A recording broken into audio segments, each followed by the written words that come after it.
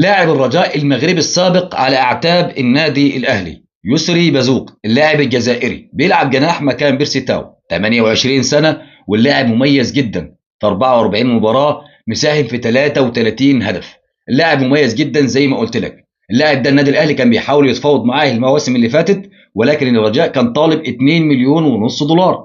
اللاعب ده النهارده بالفعل مع نادي الرجاء فسخ تعاقده بالفعل، يعني اللاعب حاليا دلوقتي حر. اللاعب طبعا كلنا عارفينه سبب فسخ التعاقد، كلنا عارفين سبب المشكله اللي خلته ترك نادي الرجاء، ان نادي الرجاء وطبعا الفرق الجزائريه اللي حصل فيها مشكله، واللي طبعا انسحب فيها الفريق الجزائري، وكان سببها الخريطه اللي كانت على التيشيرت بتاع نادي الرجاء. اللاعب فضل بالفعل ان هو يلعب، مش هيلعب داخل المغرب ولا داخل الجزائر.